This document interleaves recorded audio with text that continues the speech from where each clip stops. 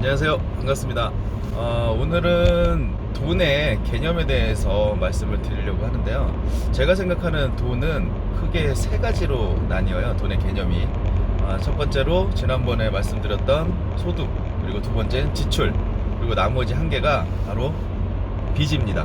금융에 대해서 잘 이제 모르는 그런 분들은 빚이라고 하면 무조건 나쁜 거 뭐 이렇게 생각하는 경우가 많이 있는데요. 제가 생각하는 빚은 크게 두 가지로 나뉘어요.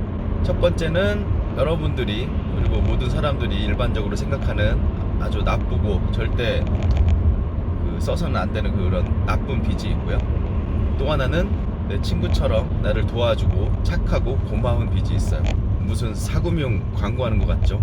자, 그런데 실제로 그렇게 착한 빚이 있습니다. 자, 일반적으로 나쁜 빚이라고 하는 거는 여러분들 뭐 일반 사람들 다들 아시다시피 소비에 사용되는 그런 빚이에요. 내가 자동차를 사기 위해서 아니면은 카드로 무엇인가를 산다던가 이런 행위들은 빚을 빌리고 그걸 소비하는 순간 자산이 사라지는, 그러니까 나중에 돈을 갚아야 되는 상황이 발생을 하는 거죠. 반면에 고맙고 나를 도와주는 빚이 있는데 그건 바로 자산을 구매할 때 사용되는 빚이에요.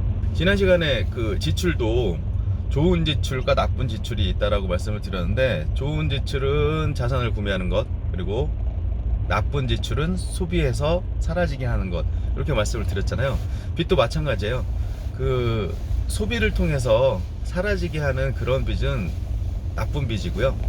그리고 내가 자산을 구매해서 또 다른 돈을 벌기 위해서 누군가한테 또 어디론가로부터 빌리는 그런 빚은 고맙고 좋은 빚이 될 수도 있어요.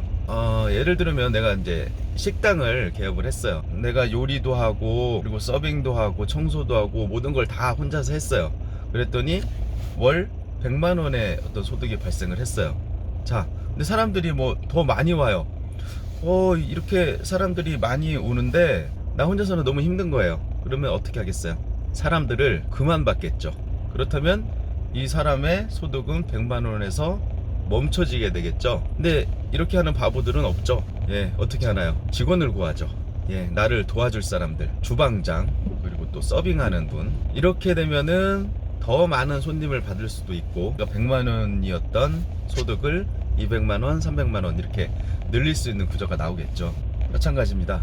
돈도 나를 도와주는 돈을 대출을 통해서 빌리게 되면 그 돈이 돈으로 돈을 버는 행위를 도와줍니다. 지난 시간에 제가 그런 말씀을 드렸었죠.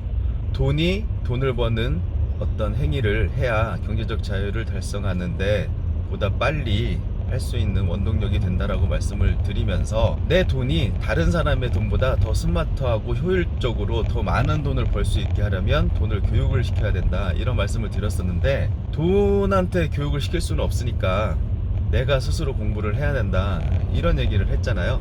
그런 공부를 통해서 내가 내 돈으로 연간 5% 정도의 수익을 발생시킬 수 있는 어떤 상태를 만들었다라고 예를 한번 들어볼게요. 돈으로 돈을 벌게 하는 어떤 능력치가 5% 정도인데 내가 가지고 있는 돈은 1억 원 정도예요. 이 상황에서 이 사람은 1년에 500만 원 정도의 돈을 벌 수 있게 되겠죠.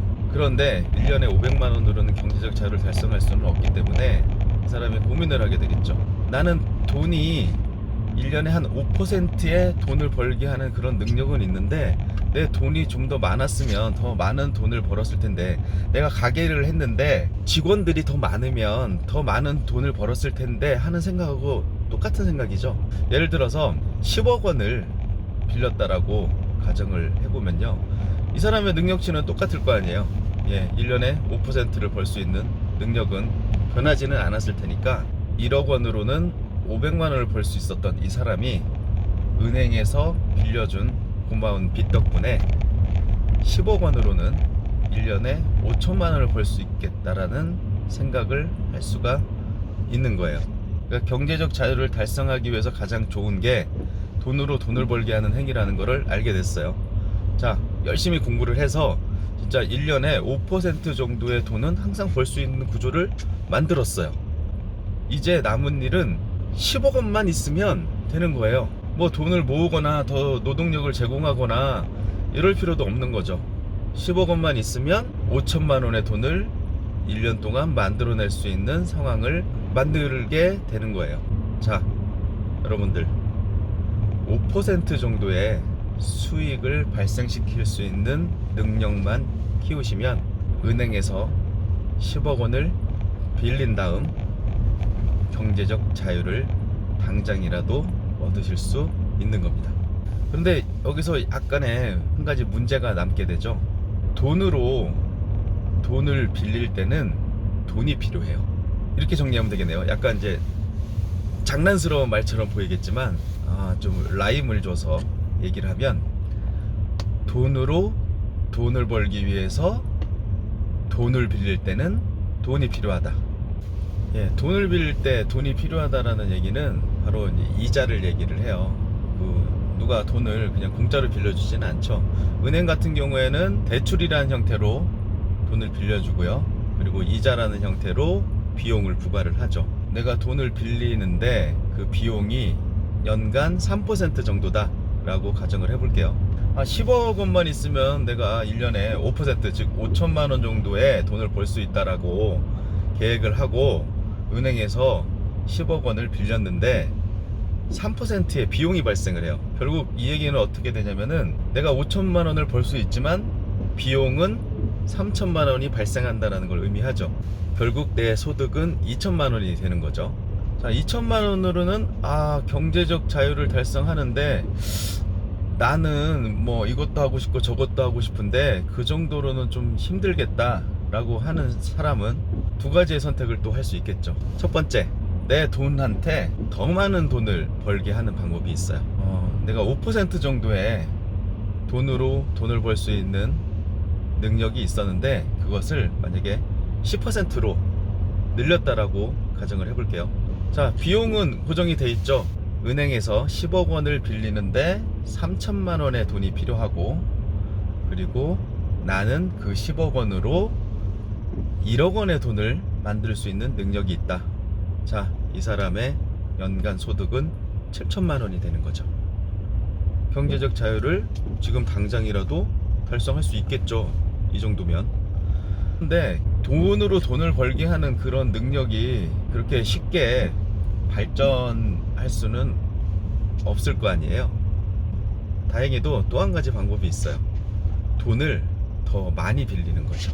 5%의 능력으로 3%의 비용을 부담하게 된다면 결국 나한테는 2천만 원밖에 벌 수 없는 구조가 나오기 때문에, 적어도 5천만 원 이상의 돈을 벌기 위해서는 더 많은 돈을 빌려야겠다, 이렇게 생각할 수 있겠죠. 만약에 30억 원을 빌렸다라고 가정을 해볼게요. 자, 30억 원의 5%는 1억 5천만 원이죠. 3%의 비용은 9천만 원이 되겠네요. 자, 1억 5천만 원에서 9천만 원을 빼면 6천만 원이에요. 자, 내가 돈으로 돈을 벌 수 있는 능력치는 5%에서 더 늘어나지는 않았지만 더 많은 돈을 빌릴 수 있다면 지금 당장이라도 경제적 자유를 달성할 수 있다라는 결론에 도달하게 되는 거죠. 자, 좀 정리를 해볼게요. 경제적 자유를 달성할 수 있는 방법은 돈이 돈을 벌게 하는 행위인데, 돈이 돈을 벌게 하는 행위에는 이자라는 비용이 발생을 하죠. 그렇기 때문에 그 이자 비용과 그리고 내가 돈으로 돈을 벌 수 있는 능력의 그 차이를 이용해서 경제적 자유를 달성할 수 있다, 이렇게 정리를 하시면 될 것 같아요. 자, 오늘은 여기까지입니다. 감사합니다.